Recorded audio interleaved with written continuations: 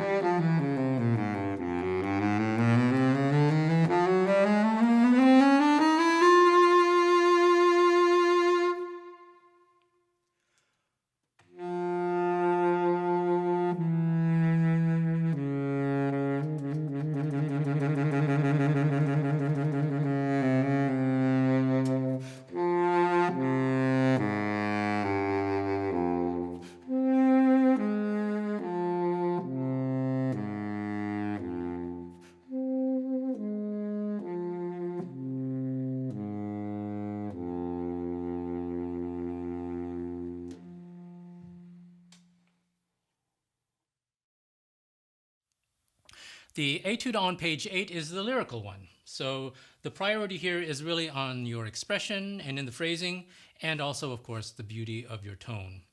So pulse is less of a priority, so there can be a little bit more rhythmic flexibility within the pulse compared to the more technical ones. But you must always be aware of the context of the pulse that you're working within. So you don't want to add too much time. You also don't want to get ahead. You want to kind of work within the framework of that pulse. Since it is very lyrical, there's going to be a lot of attention to your sound. So one of the most important things in this etude especially is to make sure that you're using vibrato. This is something that all saxophonists must learn. So if you haven't done it yet, now's the time. In this particular case, you can use different speeds and widths because this is more of an expressive type of vibrato. So maybe slower, even a little bit wider. What you're trying to do is to enhance not only just the tone, but to also create a little bit of intensity. Rather than just relying strictly on dynamics, you can create a little bit of tone color to shape your phrase. One thing you do want to be careful of when you're using the vibrato slowly and widely is not to dip down too low so that you're creating a lowered pitch in that. And of course, you got to use good air support throughout. So know, for one thing, where your phrase is going, where it's going to end, and make sure that you are committing your air all the way through to the end of that phrase.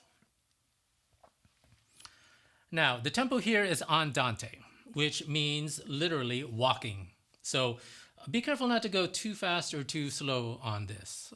The mistake that a lot of students make is that andante is a slow tempo, or they take it too fast. So just be careful in the tempo that you choose. It's in 6/8 time, so that means we're really going to have to rely on the eighth note being the beat, not in 2, okay? And especially when you look ahead and you see all those 30-second notes, there's no way you're going to be able to play that in 2. So we're going to think of that in 6, okay? So the key to finding the right tempo is to make sure that all of those 30-second notes are feeling still very relaxed, but still flowing very nicely, and also having a lot of direction to it. So be patient and count very accurately, especially in the sustained melodies. This is where a lot of students make a lot of mistakes because they're not staying on top of the pulse that goes through. So on long notes, on rests, make sure that you're counting every single beat in there. Even though there's nothing going on, the judge will, of course, want to know that you're counting. So keep that in mind. So when it comes to interpreting these phrases, they're very long and very sustained. So when you practice, you can, help yourself by marking where those phrases are. So you know exactly where you're trying to aim for and making sure that you keep your air moving all the way to the very end. Also, I want you to notice how the rhythms gradually build from the eighth notes at the beginning, and then they turn into 16th notes, and then into 32nd notes.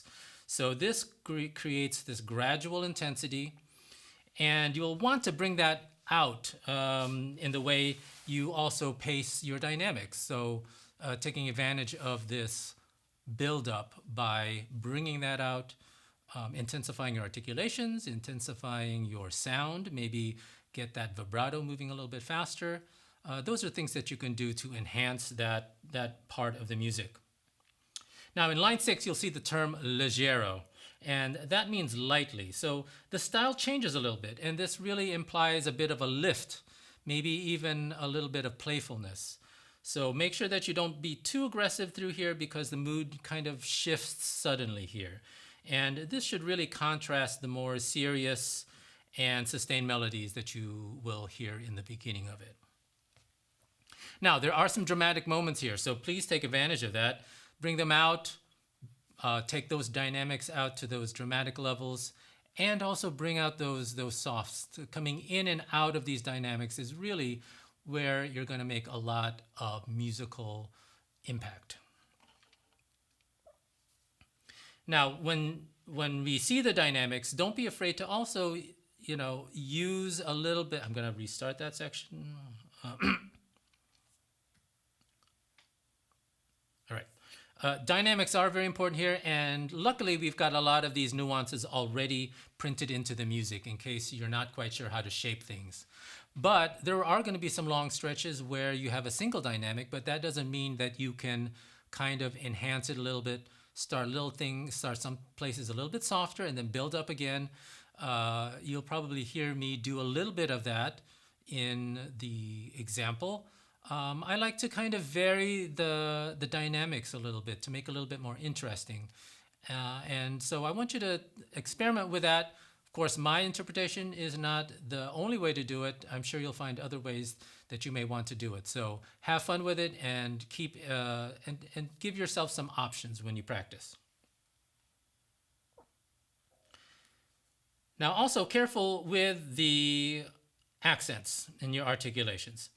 In the slower etudes, these accents will probably be played differently if it were in a faster one. So in this particular case, make sure that you have a nice clean attack, but you're not stinging them too hard. We want to just give a little bit of weight to it and lean into them rather than, popping them. And also the staccatos, make them a little bit light, give them a little bit of lift. It's not about how short it is, it's about the type of lift that you provide in those notes. And you'll see quite a bit of grace notes in here. Not grace notes. I'm going to repeat that. I'm going to start that over. You're going to see a lot of trills also in this. So when you do these trills, try to make them very organic. What I mean by that is don't just, suddenly play them, but try to build into the trill so that it's almost coming out spontaneously. Starting out the trill slowly and building it up creates a lot of nice musical tension, and it's going to show a lot of maturity in the way you are approaching those trills.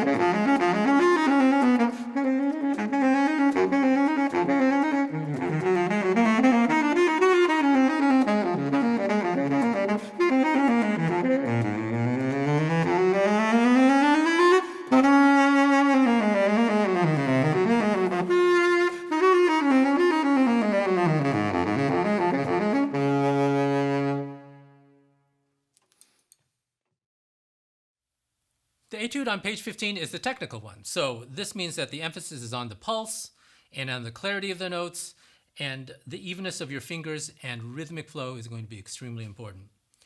So fast tempos are going to vary from etude to etude. So there's not a specific tempo. You really want to make sure that you find the right tempo that fits according to the style and how well you can control all those notes, because you don't want to just try to play it as fast as possible, because it can leave some of the musical characteristics out of it, as well as just kind of being a little bit out of control. So be very careful in the tempo that you pick. Now, I took it a pretty fast tempo, but that doesn't mean that's how I started learning it, all right? So make sure that when you start learning any kind of technical piece, to start out very slowly, all right? Then get used to the notes, and then start to build up the tempo. And of course, always use a metronome when you do this. Take notes in your music to keep track of how fast you're going, and then gradually build.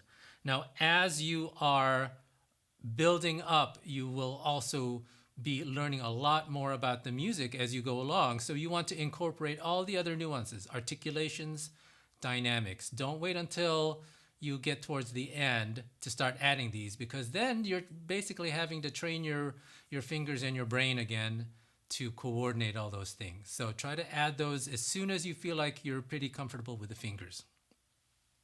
Now, the key to learning things more quickly is to recognize patterns. And now in this particular excerpt, you're going to see a lot of scales. You're going to see chromatic scales. You're going to see lots of arpeggios. So if you can isolate those, identify those, and practice those in isolation, then you're going to be able to really rely on your fingers to move evenly, so that you're not just reading things note to note, but following particular patterns. And then connecting it from one bar to another is going to be a lot easier. Now, the meter in this etude is in 6/8. So this implies a feeling of lilt, kind of like a dance. So that's a very important aspect when you're approaching this. You don't want to blast your way through it, because then it no longer has that lilt to it.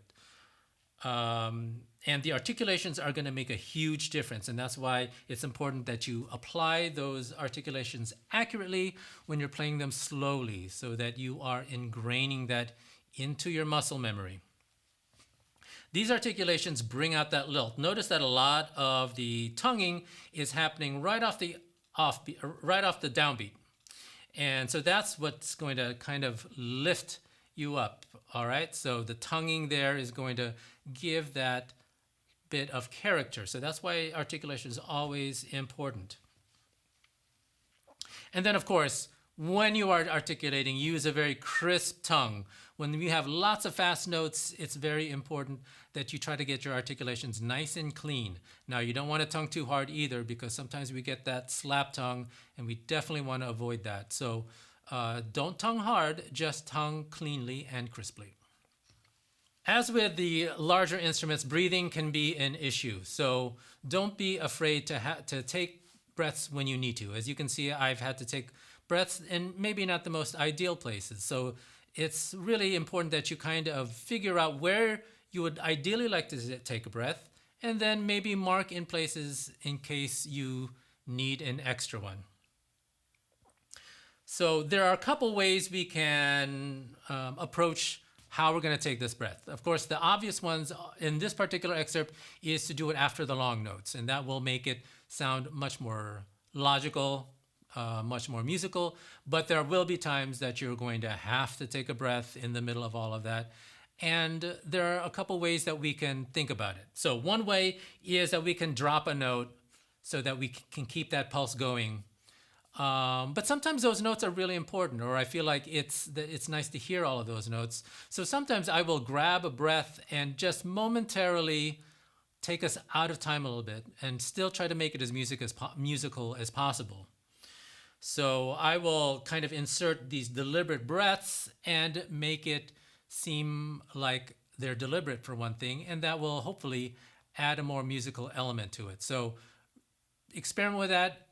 Listen to how I approach these things, and sometimes you'll see that I do it a little bit differently. So there's no right or wrong way in where you take the breaths. Just try not to take too much time, and if you do have to take time, make it nice and quick. Thanks for checking out this video, and I hope it's been helpful as you prepare for your All-State Etudes. If you have any questions about this music or any of the other excerpts, please feel free to drop me a line. My email address will be listed below. And if you have any questions about the saxophone studio or any of the ensembles or any other questions about the School of Music at the University of Missouri, please visit our website. And that is also going to be listed in the description below. And on this YouTube channel, you will also find lots of other performances from our ensembles, from the jazz ensembles to the wind ensemble, also the saxophone studio. So please check that out, and good luck. Thanks for checking out this video, and I hope it's been helpful as you prepare for your All-State Etudes. If you have any questions about this music or any of the other excerpts, please feel free to drop me a line. My email address will be listed below. And if you have any questions about the saxophone studio or any of the ensembles or any other questions about the School of Music at the University of Missouri, please visit our website. And that is also going to be listed in the description below. And on this YouTube channel, you will also find lots of other performances from our ensembles, from the jazz ensembles to the wind ensemble, also the saxophone studio. So please check that out, and good luck.